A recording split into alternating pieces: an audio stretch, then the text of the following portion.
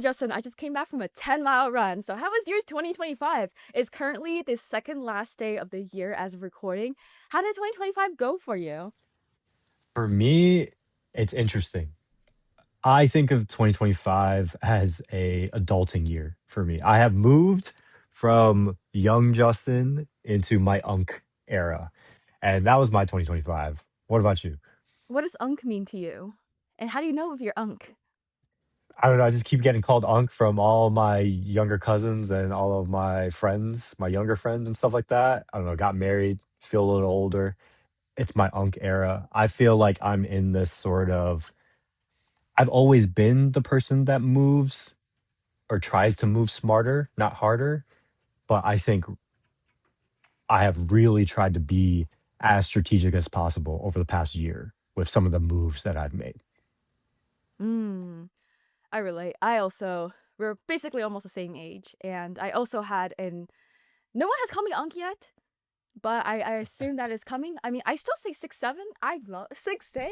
I say that a lot. Maybe that's why they're not calling me unk yet, because I brain rot 6'7". But 25 has been pretty lit, honestly. I gotta try the most things I ever had in my life. Um, oh no, I said We're not supposed to say Let's keep ourselves accountable. I moved to LA, moved cities. I got a new car. I learned how to drive again. I learned how to adult. I learned how to have an accountant pay my taxes. I've learned how to make a lot of money from content creation and be self-sustaining without a W-2 job. A lot has happened, and I have made a lot of friends here in LA and got settled here. So I feel adulting and maybe the unk is getting on me soon too. I don't think you're anywhere near the unk status just with the lifestyle that you're living. And there's nothing wrong with that, right? I think you are having fun, you're making a ton of money, and you're just living the life that you generally want, which is dope. And I was there like 3, 4 years ago, probably, or 2 or 3 years ago. And now I have moved into my unk era. And I'm excited for it. I'm all here for it. I'm accepting it, right? I was kind of not accepting it at the beginning of the year when people started calling me unk.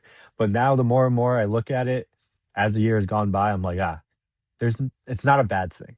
It's just the next stage and kind of taking it as it is. I love that mindset. Reminded me of one thing I heard is a lot of social media trends push you to looking younger. And when my friend said to me, it means having wrinkles on your face means like you lived a good life.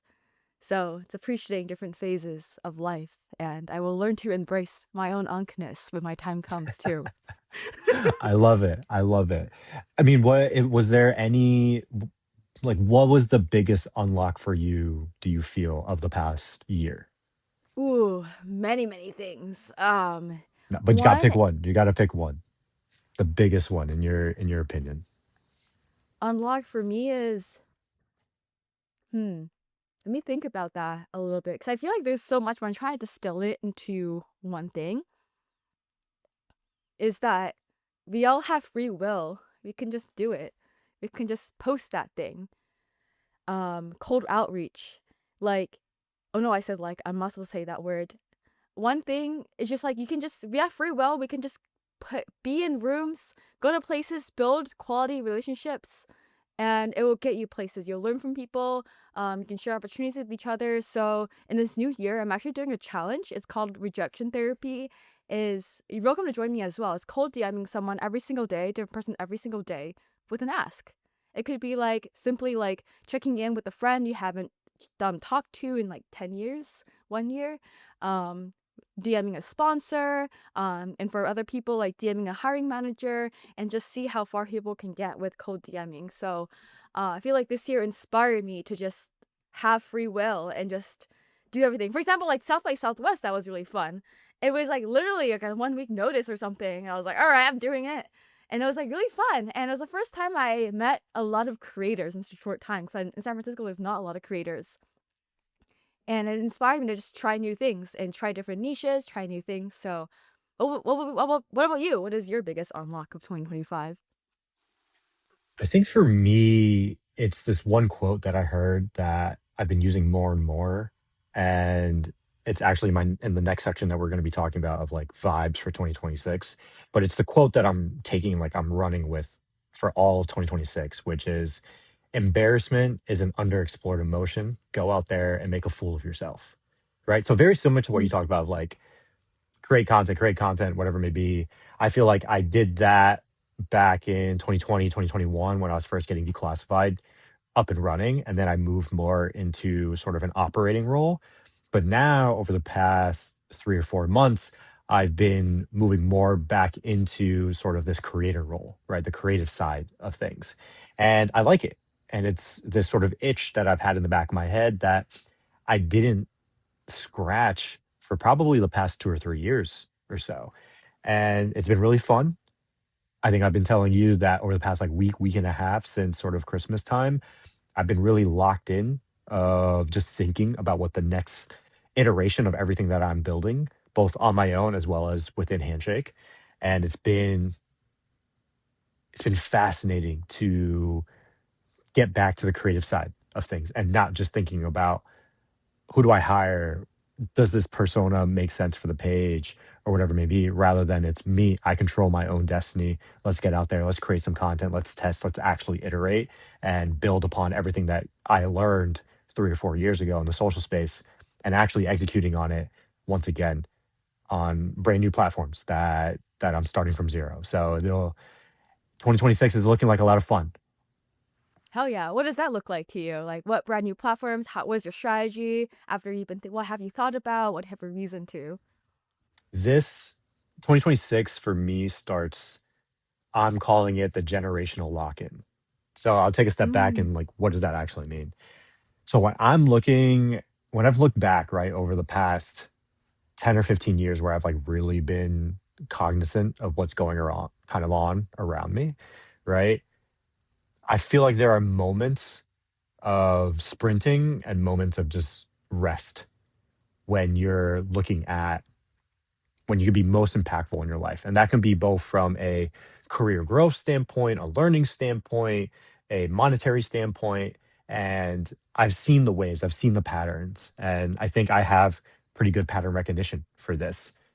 And for me right now, like these next 1 to 3 years, I would say, because of things like AI, there's a this moment in time where you can just accelerate growth and whatever that means for you. Again, monetarily, career-wise, etc.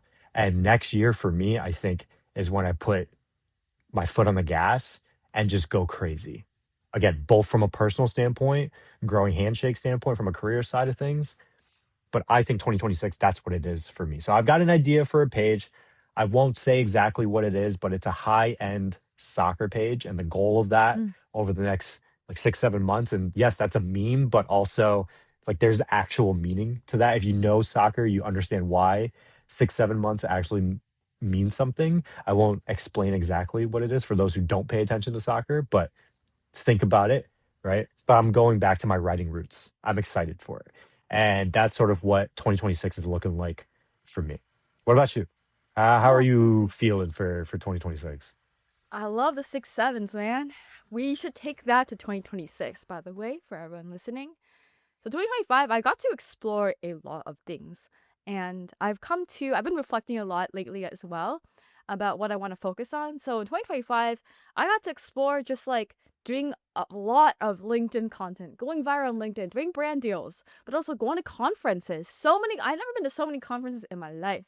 Speaking at conferences, going to parties, going to these like Hollywood Hill, Calabasas Mansion, Beverly Hills parties. I was like, wow, this is like what you see in movies, and I'm living this. I was like, yeah, this is kind of fun. The culture here, I got to start running competitively again. I'm training for the LA Marathon. In fact, I just ran my first half marathon as a long run. Did it at like averaging 8 minute pace for like 13.1 miles without stopping. And I just ran 10 miles just now. So it was just like a practice run. Thank you. And I was like, wow, I feel like I'm really good at long distance running. Like I started speeding up at the end. I was like kind of slow in the beginning. I was like boom and like land. I like locked in, and everything else was like faster from mile 5 on. Um, what else I did? Oh, I got to like I didn't travel as much because I was so busy with real life. Oh, I got to move to LA. Got to live in a content creator house. I got to so many things. I can't even like just way too many things. But I just feel like I spend side quest. I even made a TikTok shop page, do UGC content, reviewing every protein bar. There's another side quest. Got into acting, doing skits, content day. Anyways, just way too many side quests. And somehow making more money than my corporate job. And but it's like none of it is reoccurring, by the way. Like some months I could make like 5,000, some months I could make 20,000. It's like, but low key, it's fine. I have like 4 or 5 years of runway that I can just fuck around and not do anything. But I think I don't know. I just like building generational wealth as well. So in 2026, I really want to lock in our podcast because I feel like it's like also a medium for me to explore something growing from scratch. Because like Design Buddies went viral, but it went viral because it was during COVID time, and it was easier, at least in my opinion, to go viral just because there's more people on the internet and wanting community. And I want to kind of not repeat the same thing, but try different methods and how it works in 2026. I want to continue growing Design Buddies. We have a team of awesome people helping keep Design Buddies alive and doing a lot of work. And I'm also helping them, supporting them as well. And the third thing I want to grow is my own personal brand. And this, it looks like running, like founder life, and just like sharing some learnings along the way. So it's mostly running stuff and design stuff. So basically just like building podcasts, building Design Buddies, running competitively, and documenting what I learned along the way as well. What's your sort of mindset going into 2026? Like any specific predictions that you have for the social space overall? I'm gonna lock in on newsletters actually, because newsletter, at least for Design Buddies newsletter and our newsletter actually has a 70% open rate. Um, Love that. Very engaging, and in Design Buddies we have 45% open rate, but we've been around for like 4 years. Um, so I feel like people are mostly engaged in our newsletter, and people are kind of tired of brain rot and scrolling and doom scrolling, and people want something more intellectual in newsletter. I'm also gonna leverage a lot of AI tools. And I feel like my relationship with AI is like I'll use it to do some deep research and like validate stuff, but I wouldn't ever use it to like make my content. It's just there to like and research a lot of like creator trends, who's doing well, and like design trends, like write about it with my own opinion. Also, a workflow I've been gonna adopt is I've been using like like actually Justin made this app too. It's called Macchia or Whisper. Similar as Whisper Flow, but you don't run out of credits. Is you just like yap into like notes and then put it into like ChatGPT to like synthesize it for you. So I'm gonna do more like voice to text. I feel like I work way faster than that. I mean, that's kind of getting into the details. Um, yeah, so I'm just gonna like also like I feel like low key, I've been reflecting on this lately, is I gotten a little bit softer after leaving a corporate job because I'm so used to basically like in 2020 I was working in corporate, building Design Buddies, doing my master's degree, somehow running, and I was just like on top of my shit. And sometimes like I feel like I my sleep schedule's really bad. Like I keep going to these parties because everyone it's like really fun and going to sleep at freaking 5 a.m. And my marathon race is at 5 a.m. I can't be doing that. So I need to lock the fuck in. My sleep schedule is like so bad and I need to do that. So right now we've committed to going to sleep at 12. But yes, how about you? How is that going? Going to sleep at 12. We're day 3 in. It's been going well. I think I'm deprived. That's why I woke up kind of late today. Oh no, I said again. No, I need to catch myself. No, Grace, no, lock the fuck in. I'm the So channel. Do you know David if you guys are Goggins? wondering, well, if you Okay. guys are wondering why Grace keeps saying this, it's because we did or we got our 2025 wrapped on Riverside, which is what we used to record. And I think it was like one of our top words that we said were and like, which is absolutely terrible, right? And I think it's like revolves around AI as well. But the fact that and like popped up as our Yeah. top words is pretty abysmal. And again, we keep things as raw as possible on the show. We don't edit things out. So Grace and I are just trying to get better at not saying the words of and like as much as possible. But you were talking about David Goggins. Sorry. What were you saying? Oh, do you know who David Goggins is? Yeah, yeah, yeah. He's kind of crazy. Yeah, so today I think I'm gonna channel his mindset. I know it's not like the most non, it's like kind of like low key, like probably not the healthiest thing, but like in moderation. No, he's like, go fuck yourself. Who's gonna carry their boats and the logs and go run 10 miles? So today I channeled my inner David Goggins and I ran 10 miles in the rain. So I'm gonna do more of that. It's like wake up, lock in, run. Don't give a fuck about the weather. Just go and run because I can. I can have free will. I can. No, no, no I letting, respect. don't be a weakling and let that stop me because I gotta prepare for any weather during race day. So I feel like locking in on running helps me lock in on everything in life. So I make sure to run every morning, do some physical activity every single morning, go to the gym, lift heavy, and I get a lock in that way. I respect that. I think you brought up something that I've been kind of thinking about a little bit as well, where I don't know about you, but for me, I'm very lazy. And I've always said that I'm very lazy. But because of that mindset that I have, when I don't have a lot of things to do on my docket, let's just call it, I take forever to do those things. But for some reason, when I load up my schedule with just a bunch of different things, that could be everything from fun things, right? Of hanging out with friends or getting coffee or whatever it may be, all the way to things that I personally hate, but I know I have to do, like editing a video or things of that nature. If I load up my schedule, I will do everything. But if I have not, like, let's just say the only thing on my schedule is edit this podcast, I will find excuses to not edit the podcast, right? I don't know why that is. I think there is a psychological term. I've seen some videos about this pop up on my For You page, which is a little weird that they know that I'm thinking about stuff like this. But like that's what I've noticed. So in this year, again, 2026, that's my generational lock-in year. I'm trying to load up my schedule as much as possible again because I remember when I was grinding the most and I had that sort of very exponential growth from a career standpoint. Like I was waking up at 5 in the morning to go to work at 6. I would work from 6 to like 3 p.m. at my internship in college. And then either depending on the day, I would either go from work to class until 8-ish, 9 o'clock p.m. Or I would go and work my second job at the time at Universal from like 3 p.m. to 11 p.m. Get home, hop on Xbox to play with the boys until like midnight, 1 o'clock, and then repeat it again the next day. And like that's a grind, right? And I still was able to maintain a great relationship with my now wife, Michelle, and everything like that. But it's like, again, I loaded up my schedule. I found ways to make things happen versus I feel like over the past 2 or 3 years, I've been in a very relaxed state of mind. Again, grateful that things have really worked out from a social media standpoint. Declassified was really popping off. But because of that, I didn't have a ton of stuff on my schedule. And that's how I kind of built my life of ebbs and flows. And I think right now, or again, over the next year or two, that's when I'm sprinting. So be prepared to just see generational lock in Justin.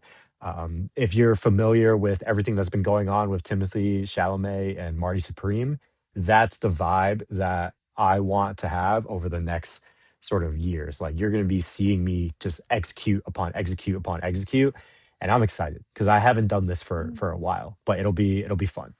fuck yeah. What made you choose now to do it?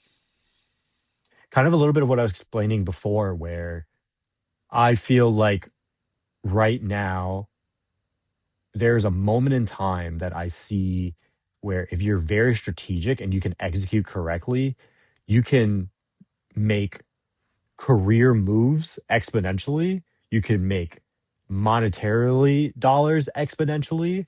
And again, from my perspective, it's because of AI. Not because I like am a AI diehard or anything like that, but because of how fast AI is moving right now, you can utilize that speed to jumpstart your career, to jumpstart your money, whatever it may be, right? So, what does that look like? What am I even talking about?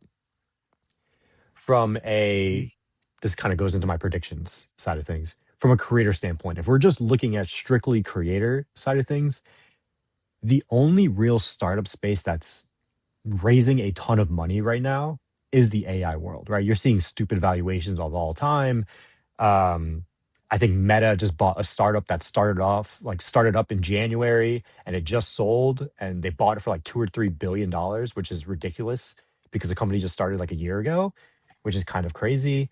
There's a lot of money in the AI space. So from a creator standpoint, how do you get those dollars? Look at someone like Phil, right? We talked Mm. with Phil. He's making a ton of money, not just from working with Adobe, but I just saw he did a partnership with Anthropic and Claude the other day, right? And I can't imagine how much he got paid for that. And I'm seeing a bunch of these Claude influencer partnerships and things of that nature. So get your AI bag if you're a content creator because that's where the money Mm-hmm. is.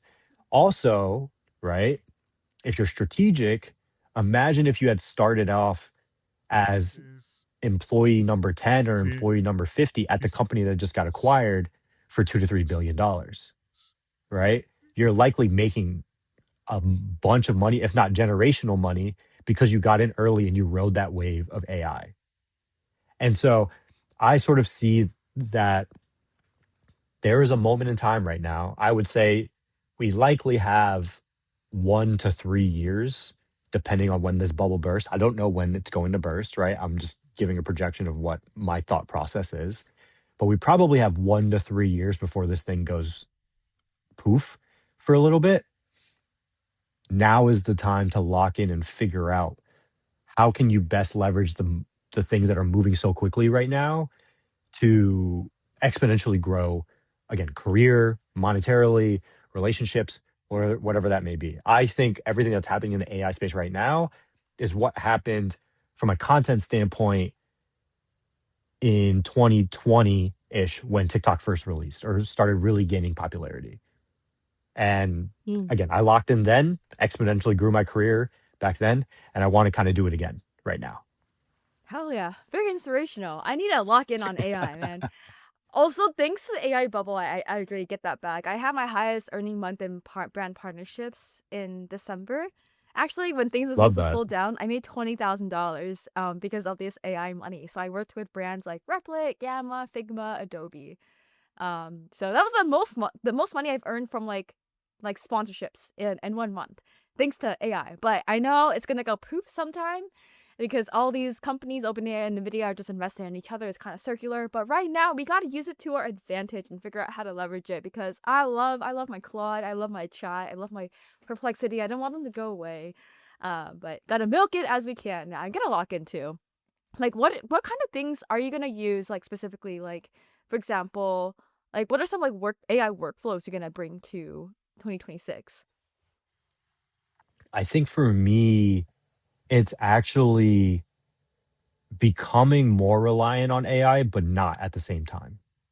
And what I mean by that is, I feel like over the past 3 or 4 months, I've been heavily reliant on AI to try to come up with ideas for me or to try to do the research for me on things of, okay, Justin, let me just throw a prompt into ChatGPT and whatever it says, that's Bible, right? And that's what we're going Mm. to run with because it knows everything. It's done the research correctly. And what I've noticed with that is it's not necessarily AI slop, but the differentiator I feel like in content, especially over the next few years, is going to be those who have taste versus those who don't. And I think to be able to have taste, you have to be able to give the AI a perspective that it then can go off of. Versus, Mm. I think a lot of people are looking for AI to give it the perspective to think about. And so when I'm looking at how do I want to go about things, I actually think it's Justin goes out and watches 30 to 60 minutes of TikToks, finds something interesting, does the research first by himself, and then throws it into ChatGPT Mm. and asks it, what are the holes? What am I not looking at? What am I not paying attention to? Right. Versus just being like, all right, ChatGPT, what is the biggest social trends of 2026? Mm-hmm. Right. Because then you're just going to get AI slop I feel like, versus if you reverse engineer it and you still do the research, but you use AI less as a researcher and more as a thought partner or like a deeper researcher, so to say. I think that's where I can probably start to find some magic there. So that's how I'm kind of thinking about it. How about you? I know Hmm. you're kind of talking a little bit about using Claude and things of that nature. What is your thought process on it? I do something really similar. I just like look at I look at my email actually. I subscribe to a bunch of creator how I research with this podcast is like I'm subscribed to a bunch of creator economy newsletters. I look at all their trends and predictions, do some research and put some thoughts. Also the deck you sent me, put some thoughts and some things I see into like perplexity and then I asked it to expand to give me some data to go along with it that I could share. That's like validated and checked. If we get to that as well. Gonna say something else. Oh, I find that Claude and ChatGPT is really good at coming up with hooks. Most of the stuff is slop, so I had to prompt. I had to like read over 50 hooks, but some of the hooks that came up with for me actually made my post go viral. But most of it is slop, so being patient, ask it to like give 50 variations helps as well. Yeah, I'm trying to think. Oh, vibe coding. Holy shit, I love vibe coding. I've been making so many little mini apps because one of my goals is to make a money printing SaaS. And what other way to do it than just I literally use Whisper to like yap my random ideas into Replit and no, and to ChatGPT to make a prompt for Replit to make an app. And I've done things like launch like an event calendar. I've done like a 6 7 under 6 7 page. I've done a designer dating app. I've done a design roast app. I've done a LinkedIn content generator. I've done a lot of landing pages about my rejection challenge. So I want to build more apps. I want to build stuff with AI because I don't like to code. I don't want to learn how to code again. I'm lazy. Not lazy. We're efficient. We're just very efficient with our time. Not lazy. Lazy is derogatory. So we're just efficient. We don't like it when things take too long. So using AI to help us do the research, like dive into like I feel like as researchers, like every as content creators, it's important to know have some knowledge yourself, but using AI to dive deeper into it instead of like reading through hundreds of lines of pages of stuff. Help you get to the point. Just oh no, I said oh my god, no, Grace. We're just using it to like build stuff. But my boundary with AI is like I would never use it to do art for me. But I would use it to give me feedback on my art and help me improve it. Interesting. Okay. Any other 2026 predictions before I jump into these PowerPoint decks that Yes, I I kind of want to wrote talk some about? down. I wrote some down actually. Yeah, what you got? What you got? I feel people are going to have a less emphasis on how many followers you have now. It's all about your engagement just because these algorithms like TikTok, most of the things you see on a For You page isn't even from people who follow. It's all interest based. So we're gonna, as a result of that, like a lot of sponsors are gonna look at more like your engagement in the last month, your like last 10 video performance rather than your followers as that. And that comes with the rise of more like with the algorithms and rise of more like niche communities. A lot of people are hanging out in like Discord servers, group chats versus posting on social media now. Like I saw a report by the head of Instagram actually somewhere on it. I was like scrolling through a feed. I trained our algorithm on the How Creators Make Money podcast on Instagram to like feed me like social media content. And I saw this I think by Adam from Instagram. He was saying how most engagement. That's why how the Instagram home screen changed. You notice like the main CT on the bottom is now DMs. So a lot more DMs. So a lot of creators would want to be like that's why the emphasis of more shareable content, like sharing your content into DMs is like the real metric of success. Is like if you can get other people to share it. So creating more shareable content and less emphasis on like vanity metrics like likes or not only likes but like followers, but more so shares and how much you guys are mentioned in group chats. Yeah, I mean, I totally agree. I think that's actually a slide in Mm. the 350 slide deck that I was kind of talking about. I don't like the update. I understand why they did it, but I just don't like it. to be honest. I like the messages being in the top right corner. I haven't updated my Instagram, so I still have messages on my top right hand corner. I don't have it at the bottom of the screen. But I totally get why Instagram did it, right? It's Instagram is more of a messaging platform at this point rather than a content creation platform, Mhm. in my opinion, for the average person, right? And so if we're looking at that from a creator standpoint, it's now that the platform is kind of changing a little bit, what do they likely prioritize? More than likely, it's content that is easily shared. And I think something that you don't really hear too much about right now, but it's this trend towards carousels on Instagram. And they're really performing very well, even though a lot of people aren't talking about it. Everyone is still talking about short form video, short form video, short form video, but carousels are low key creeping up, if not beating short form views right now on a lot of different pages out there. So, and I think because of that, right, is carousels are a lot more shareable than videos, or it's starting to become a lot more shareable depending on the persona that you're trying to share it to. So, I agree with you on that one. Any other predictions that you have? I feel like they're gonna be. Oh, I wrote down a bunch of stuff actually that to prepare for this. I feel like we like touched on a lot of things. I remember in the beginning of the year there was like that banning towards TikTok, right? And how people were learning Chinese, flocking to Red Note, as we've mentioned in our last, like one of our first episodes actually.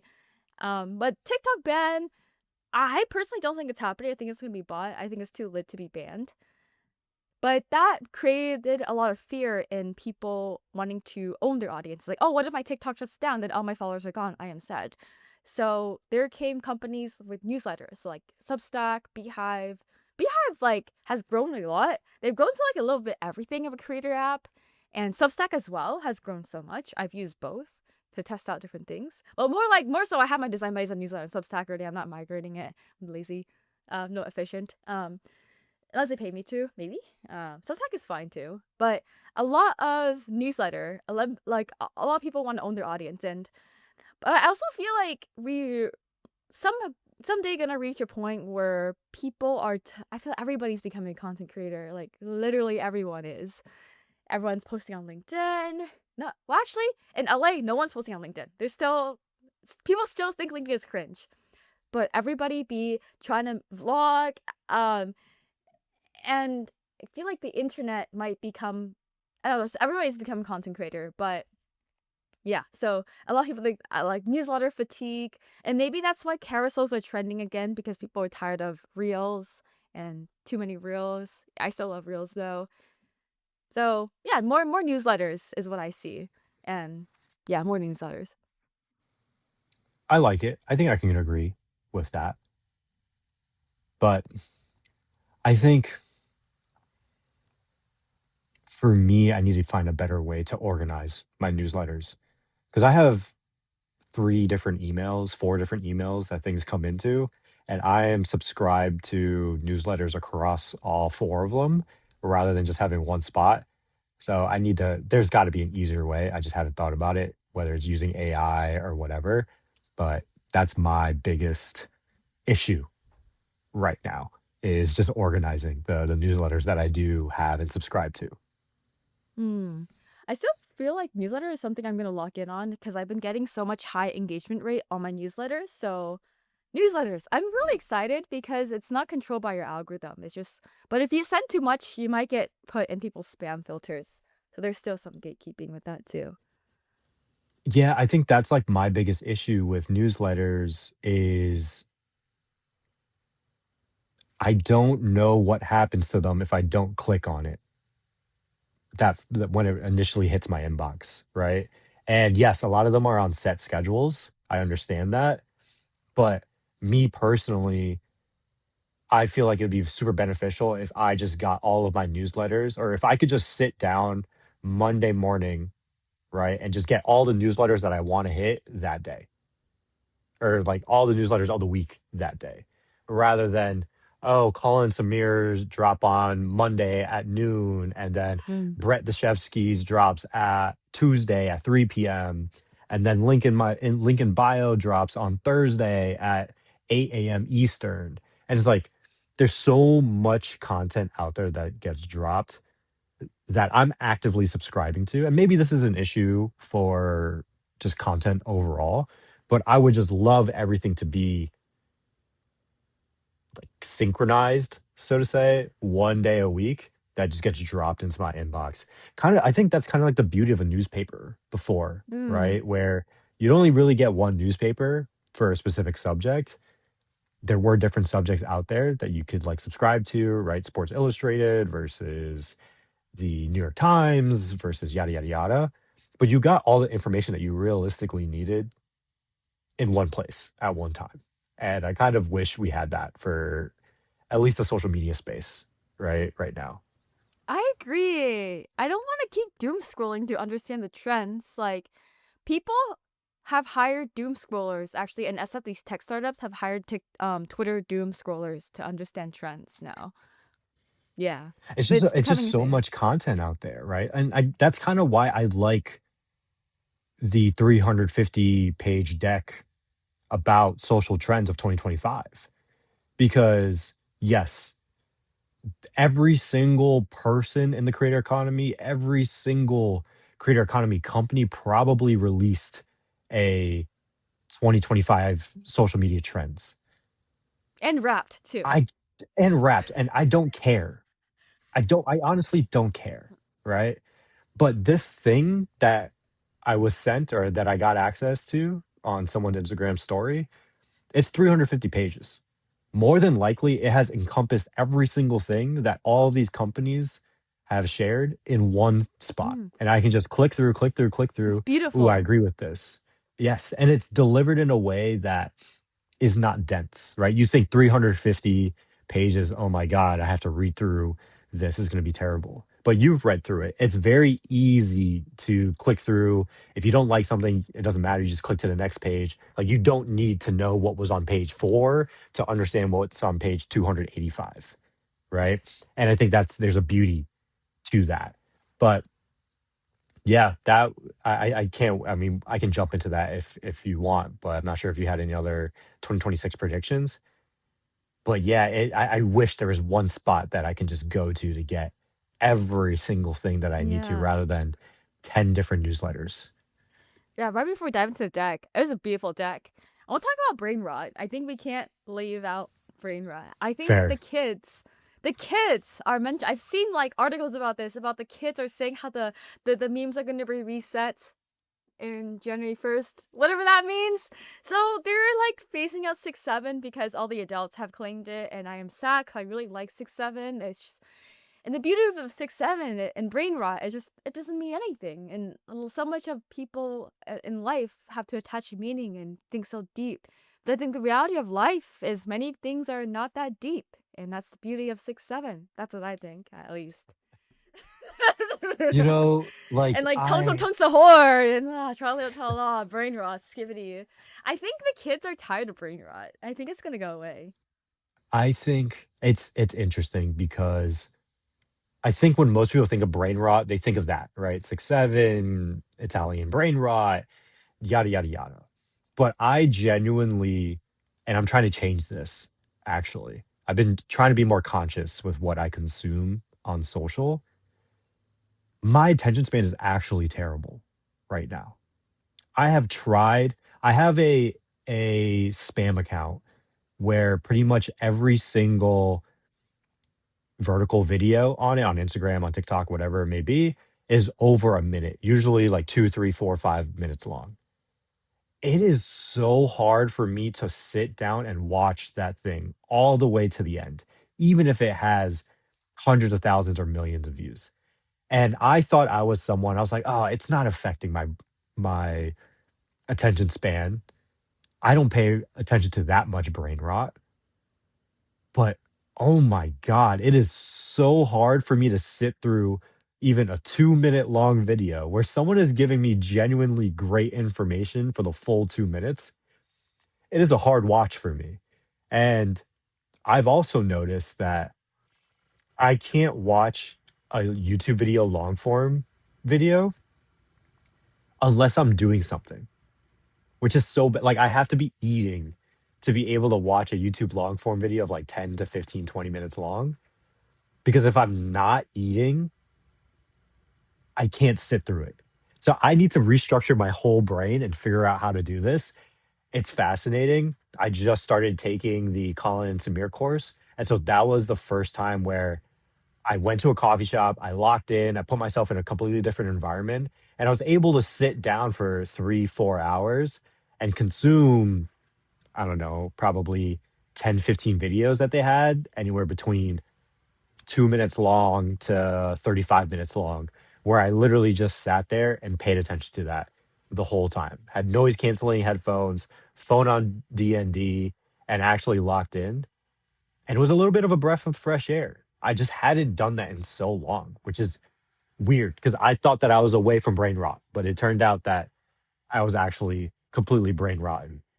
And I can't imagine what it is like for the youngins of the world.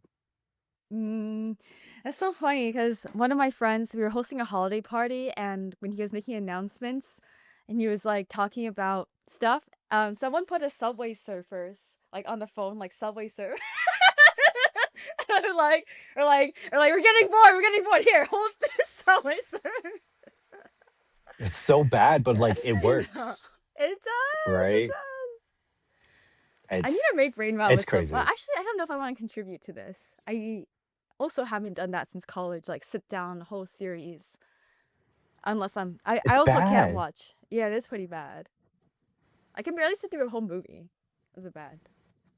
I can sit like if the only thing that I have been able to sit through is like movie or a TV show if I'm watching it with like Michelle or whatever. Mm. But if there's anything on my phone, oh, I cannot sit through that. Even if I put YouTube on my TV, it's more of background noise rather than me genuinely paying attention to it. Mm. Yeah, it's bad. I need to work on my attention span too. I used to be so good. I used to be so locked in. But look what happened to us. It's okay. It happens to everyone. Generational generational Mm. lock-in year. I'm telling you, Yeah, I'm that gonna is this lock year. in, man. Yeah, let's do it. Yeah, want to dive into the deck? Yeah. All right. So let me share. Wait. Oh, okay. All right. Can you see this? Yes. All right. 1 second. All right. I'm trying to fix my screen. Hold on. Mhm.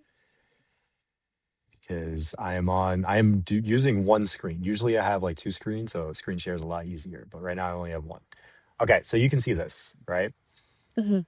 This is from a newsletter called Ling Bio.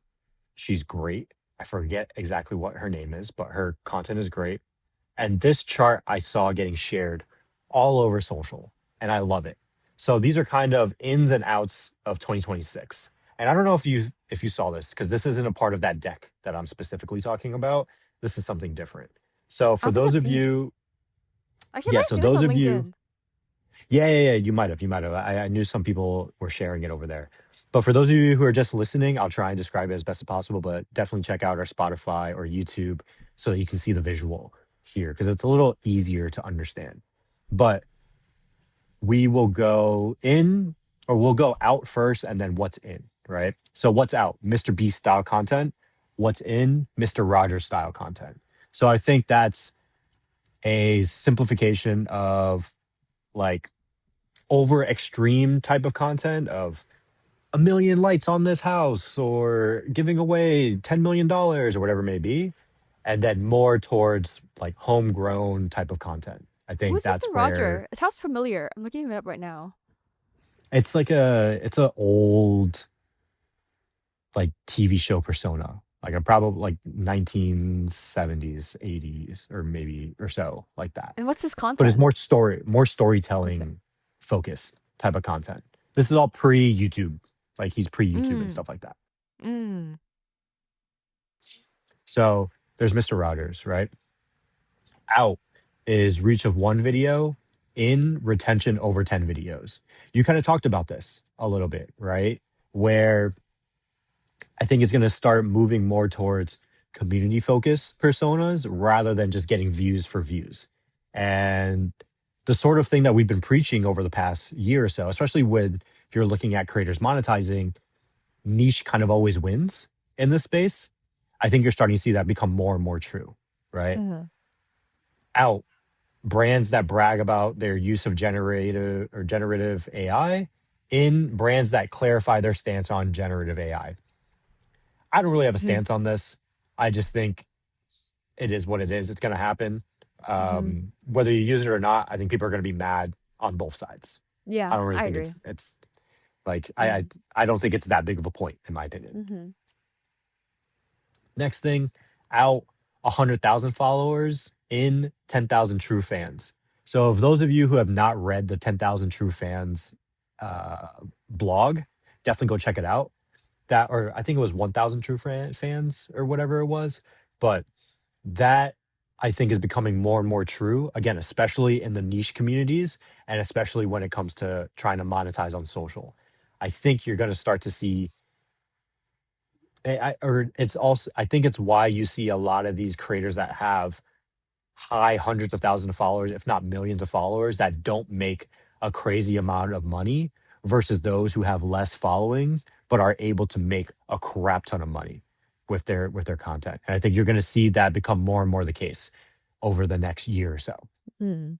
Next one, optimizing for shock is out, optimizing for memorability is in. I 100% agree. Right? Again, this kind of goes back to the Mr. Beast versus Mr. Rogers style of content.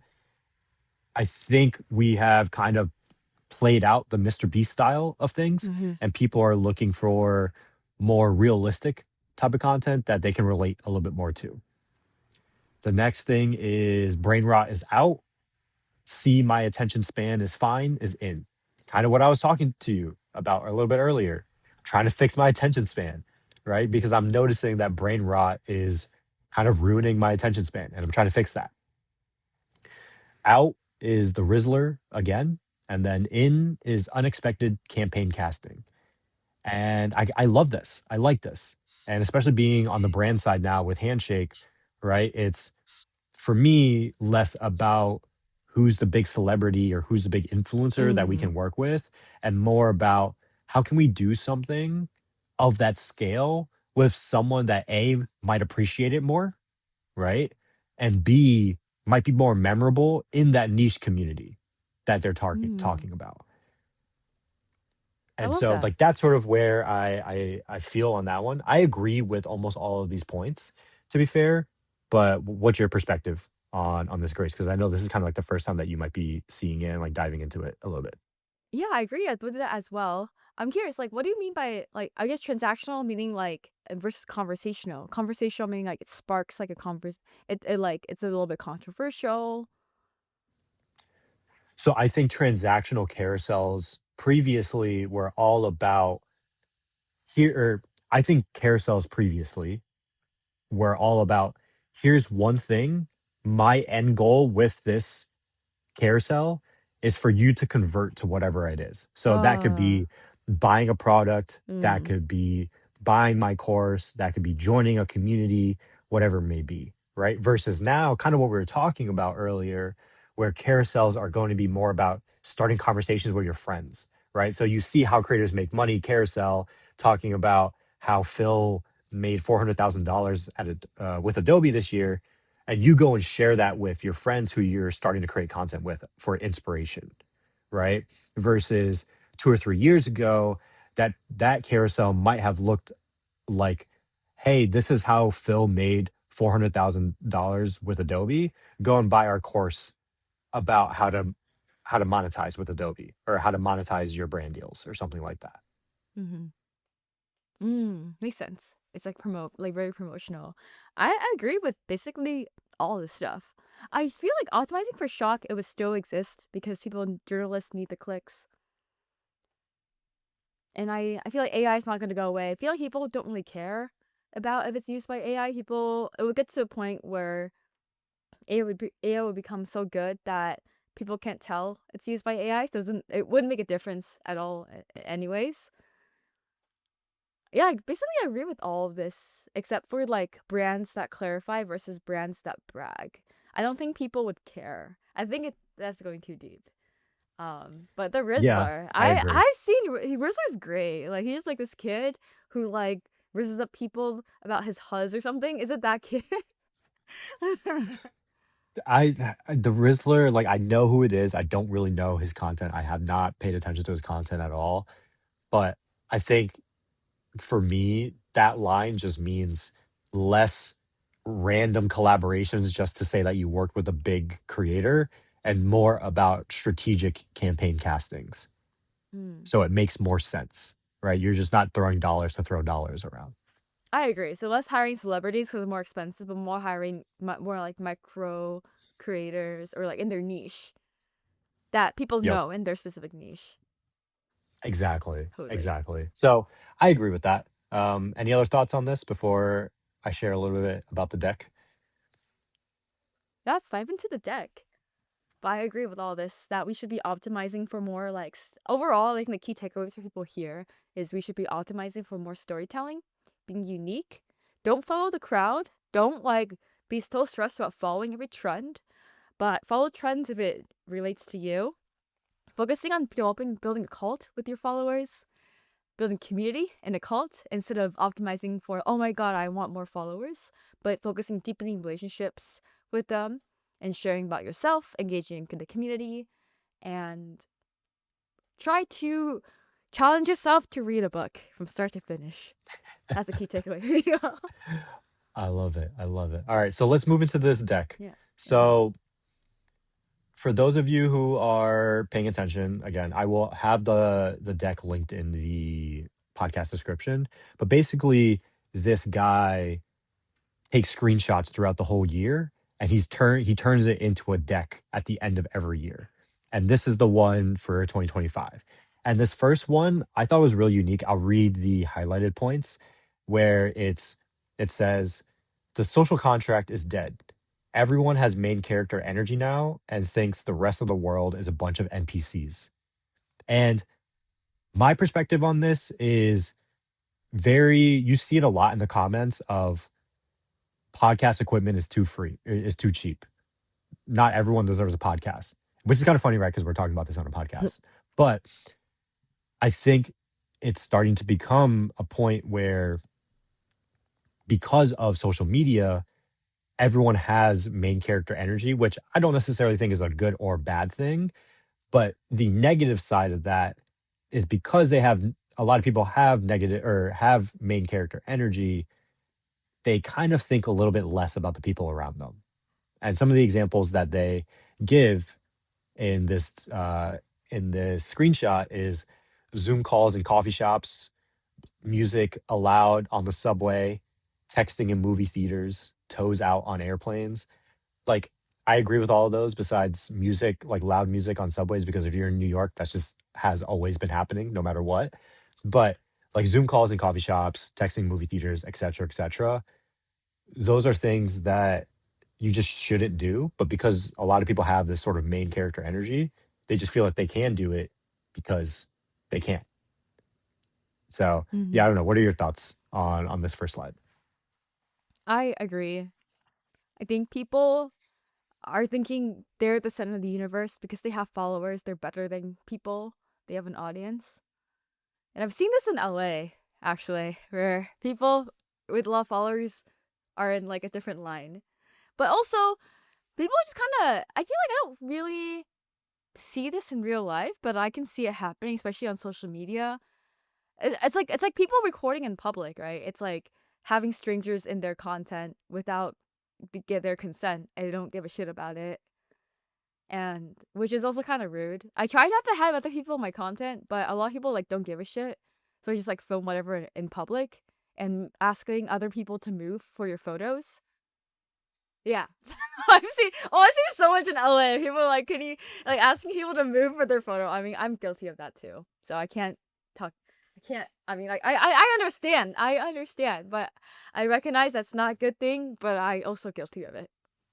What about I you? agree. I agree. No, I agree. All right, on to the next one. Is this is another screenshot? It looks like TikTok, where on the screenshot it says, "Maybe we're also worried about getting in trouble because we keep trying to get each other in trouble."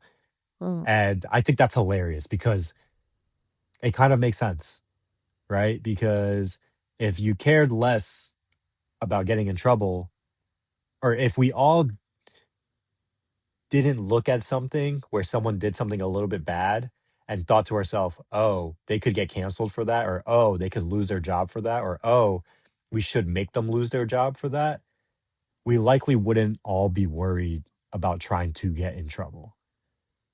Mhm. So I thought this was really interesting that he was able to find the screenshot. Yeah, it reminds me of those TikTok videos where like TikTok, do your thing. Like help me find this person who did a horrible thing. Exactly. Like Very Singaporean of them. In Singapore, they're taught to report people. That's why it's so safe. when it's like again, like I understand the premise of it, right? But at the same time, does that have a negative effect on the overall sort of culture that we're building? I don't know. Hmm. Yeah, it's like we're taught to like tattle on each other and crying online is like, oh, woe is me. I want other people to feel bad about me. Wah, woe is me. Well, because like one could argue, right? One could argue that Singapore is a lot safer than the US because of that, Hmm, right? So true. what's right, what's wrong, I don't know, but just It's something like to think about. crying online, so you're like, even though you're the bad person, but you cry so people don't think you're a bad person. Yep, Hmm. performative, right? Mm. All right, Mm. on to the next one. So here's a chart. It's really hard to um like kind of extrapolate this, so to say. But for those of you who are watching, you kind of understand what I'm saying. The title of this is Social continues and continues to be less social. So what you're seeing is the chart being that social media is starting to be used a little bit more to follow celebrities and to fill spare time versus to actually meet people, to keep up with friends, or to share an opinion. So you kind of have a chart that's going up versus going down, depending on the sort of topics that they're talking about. So check that out. I thought that was really interesting. Don't know the numbers Oh, behind it, but it is kind of scary that if this chart is true. I thought it'd be the opposite. I thought people want to connect with friends and keep up with friends. That's why the whole following tab and the friends tab exists on Meta, but I guess people still love following celebrities and doom scroll too much. I mean, like I would argue, I wonder if our parents' generation is closer with their friends depend or compared to us. Hmm. I don't know. Hmm. We might feel like we're closer because we're seeing the update on Instagram or whatever it may be, right? But are they actually closer? I don't know. Hmm. Should ask them. Yeah. There's still a Like lot of I worship would, of celebrities, like the Taylor Swift cult, the Elon Musk cult, the Sam Altman cult. People like salivate every time he tweets. The Trump cult. yeah. It's kind of Well, crazy. like It's that. kind of That's scary. why, like, I would argue my dad is probably closer with his community of like the guys he just plays soccer with every single weekend on a regular basis, and they hang out every Sunday, right? Mm. Compared to even some of my friends, we're Hmm. more connected than ever, but at the same time, where I feel like we're kind of disconnected. So I can I see feel that. closer actually, because people like will reference things I've done in my stories. Um, That's cool. it's interesting, yeah, and I share do their agree experiences. though. The one line that I do agree here of like going up over time is to fill spare time. I definitely feel Mm-hmm. that personally of Mm-hmm. like just literally using social to fill spare time, Same. It's interesting. unfortunately. People don't want to share So their opinion anymore. That's sad. I think yep. just herd mentality. Scary. So this slide Mm. is about brain rot. And I Ooh. put as a comment under this, I actually can't watch long videos anymore. And the slide, for those who are listening, is it says garbage in, garbage out, and the highlighted quote is low quality online content has a detrimental effect on people's cognitive abilities. Kind of scary, not gonna lie. And Uh, again, when I took a step back, I was like, ah, this is kind of true. uh-huh. Yeah, brain rot. No more brain rot. Let's try not to be brain rot. I'm gonna try to read a book every I night, agree. I or like agree. at least 20 minutes of reading a book. Um, I took this Mm. screenshot just for an interesting reference of like this screenshot is in the deck, but it's about Colin and Samir's viewership. I think the most important part of this is not what he's talking about. And so what the deck is talking about is Colin and Samir created for years before taking off, right? And there's that meme of the guy who's digging. There's two guys digging for diamonds, and the guy stops just short while the other guy keeps on going and finds this big mountain of diamonds, right? I think the more important thing here is if you look at Colin and Samir's chart, yes, they created for a long time and they blew up around 2021, but their growth was really only from 2021 to 2023. Hmm. After that, their viewership goes very stagnant, right? Very low. Mm-hmm. But their reputation has only gone higher and higher since 2021. And I think what's more important to take from this chart is how were Colin and Samir able to leverage their moment in time of extreme growth and leverage that out for the rest of their career, right? Back to that point of what I was talking about of like generational lock in and why I view this next year as the year to lock in is this specific reason. Like realistically, Colin and Samir locked in for like 1 or 2 years and are probably able to ride that momentum for the rest of their lives and make Mm. stupid amounts of money because of that, right? Both Yeah. monetarily, career growth, etc. But if you look at that view chart, like after 2021 or after 2023, it's kind of not great. Mm-hmm. Yeah, it kind of died out. But they're still like I still look up to them so much, and I see them everywhere. Like doing epic Exactly. events, conferences, newsletter, everything. Exactly. Right. So for me, it's all about it's it kind of like the gambler mentality of, and this is very similar to like with people in finance and people who buy stocks and things of that nature. It's less about how many times you win. It's less about how many times you lose. It's more about how big do you win and how big do you lose. And Mm-hmm. that's, I feel like that's what this chart embodies right there. Hmm. So for those who are listening, check it out. Exactly what we're talking about. On to the next one. This was an interesting Mm. screenshot talking about comment bounties. So basically, this is just more of a growth hacking screenshot, but this guy is talking about controlling the comments. Imagine turning this into a service of pay creators to subtly reference, show your product in their videos.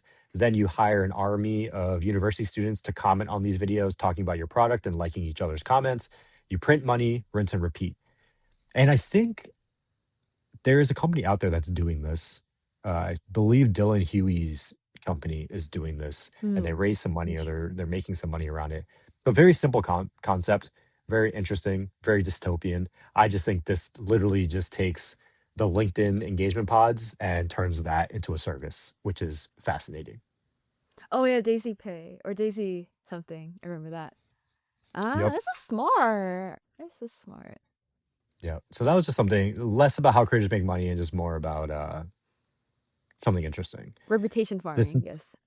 Yeah, yeah, Mm-hmm. exactly. This next screenshot has four different vertical video formats with four different hooks. So the first one is a glitched line Oh, within the the video, scratch.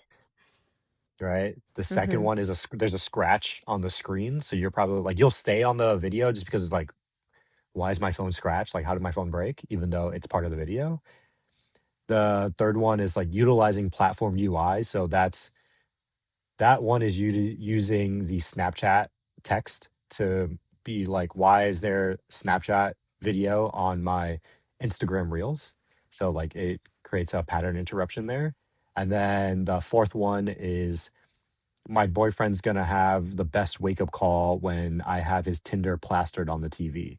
And this is more of like just causing a mess, right? You see that that video got 22 Mm. million views. So just four different like hooks that I thought were really interesting. Here's another one of again just hooks. How a Mm. video opens says everything. Again, go check it out. I'm not going to dive into all five of those, and I think I'm on my last few. This one is about a girl. She's got headphones in. Looks like she's in like waist deep of water and she's recording a video. And then there is a like TikTok comment screenshot of to be cringe is to be free. And kind of to that quote that I'm living by of embarrassment is the most Mm. underexplored emotion. Very similar here, right? Like be cringe, go out there, create content. It's cringe until it's not. Mhm. And that's just kind of how the mentality that you have to live in. Got a few more here where this one, there's a lot going on, but the highlighted quote is as someone who's been chronically online their whole life, now is the first time I felt like I don't want to anymore. And in some part is because I want to better my brain. So again, back to brain rot and like a post brain rot era. So kind of Mm. things that we talked about earlier, I agree 100% here. Mhm. This was interesting of can I introduce y'all to a concept of a dopamine menu? And how many more do I have? This might be the last one. Mm. Nope, this is just more for personal research. Okay, that is all. But Mm. I think that is a good sort of recap of the big things that I got out of the sort of 350-page deck. Again, I will have all of those linked down in the description below. I think the last thing that I didn't take any screenshots of, but I thought was really important here is the idea of taste, right? I talked Mhm. about this a little bit earlier, but I think taste is what will make or break your social media moving forward because of how many people are utilizing AI. I think because people are using AI, a lot of things will become very similar, but that taste aspect of it will allow you to differentiate yourself and actually get viewers and followers and build a community online. Mhm. I agree. And just like not using AI as a crutch for everything and not being too brain rot from AI and using AI in a brain rotted state, but using AI in an Exactly. intellectual state and using a brain to Exactly. think and using AI as a thought partner. Yep. And I know that was a lot. That was a lot of me talking. But do you want to close this out with anything, Grace? I think in 2026, we're going to see less brain rot, more story. I kind of just like summarize it, just key takeaways. I feel like for everyone here listening is action items for you. Try to watch a movie without looking at your phone. Try to read a book for 30 minutes each night. Try to not question everything you hear. Because I saw the chart, like people are following celebrities, and I've seen like people follow so like cults and stuff. Like especially in LA, such a herd mentality. Like everyone has a labubu, and everyone talks about wellness and does these biohacking stuff. But try to do the research yourself and don't fall into herd mentality. Question everything. Ask questions. It's a little bit of a more personal thing, but I think if it relates to everyone is if your friend group or your friends ostracize you for having a different opinion, then they're not your friends.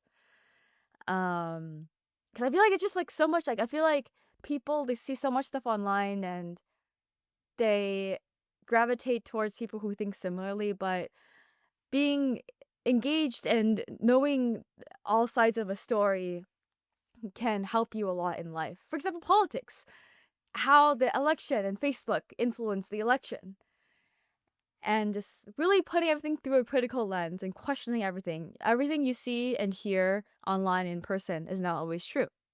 questioning that. What else is gonna happen? I think TikTok Shop is gonna take off. I think people are gonna do more UGC TikTok, and not going to know the difference between human and AI anymore. And it's interesting times. But yes, I love it. I'll leave it at that. Okay. Well, question everything and allow people to actually have an opinion and talk about it. I think those are great little things to keep in mind for the next year. This is going to be the first episode of the new year, and until next time, peace. Happy New Year! Don't stay up too late. Don't ruin your sleep schedule.